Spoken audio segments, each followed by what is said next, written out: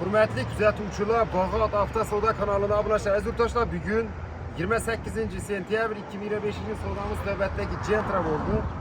0 probeg, zavodskiy metan gazli, birinchi nömrli olingan mashinamizni Pazarisi atamıza verdik. Naqd pula 151 milyon so'm pul bo'ldi. Sen baba tabriklaymiz. Rahmat. Sizlarning ishlaringiz omad, sog' bo'linglar Sardarbek. Rahmat uchun Rabbim. Geldik.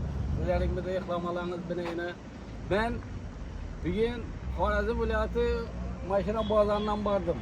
Bugün doğrusu öğren bordim. Hemen maşını gördük. Gelip durup şurada köyümüze kadar maşın taptık. Şurada bir yo'l tushdi, köyümüze ma'qul tushdi. Şöyle gelip yine savdo etyapmiz. İlohim şu Bağat Avto Savdoning ishlarini rivoj qilamiz.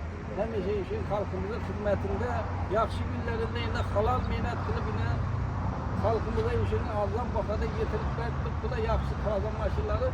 Sardarbek rahmat sizlarga ham ishlaringiz omad tilimiz. Hamisha sog' salomat bo'lib, ish xalqning mehnatini qorni charchamay xizmat qilaveringlar. Bize gelip mashinalarni olaverasiz. Ilohim amin. Oqilli manzillar dilerim. İlahım sağlık, salametçilik olsun, işleriniz onunla geliverge. İlahım şu maşınları, toylarımın gelimiz işler onunla geliverge. Allah'ım işi, Bağat Avto Savdoning işlerine rivoj tilimiz, hem işe sağ salamet olup halkımızın hizmetinde işini çarçamasından bize hizmet ediştiği işleri. Nasip uzak kimler, nasip roza ettiğine, sağlık, salametçilikte didar görüp, toylarda uçarışıp, toyla kılımında nasip roza ettiğine olmaz. Rahmet. Rahmet, sağ olasın. Rahmet.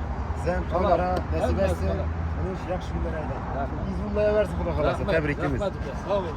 Kuzatamiz, hurmatli obunachilar, Satkan avtomobilimiz Mexanika Style Gentra. Mashinamizda nomer, obez, magnitofon, zavodskiy metan gazli avtomobilimizni 151 milyon so'm naqd pula Xazarsa sotib Xudo xolasa. Hurmatli obunachilar, kelsangiz shunday chiroyli senalarda mashinalarimiz ko'p. Kredit asosida, barter naqd pul asosida kelib avtomobillarimizni xarid qilishlaringiz mumkin.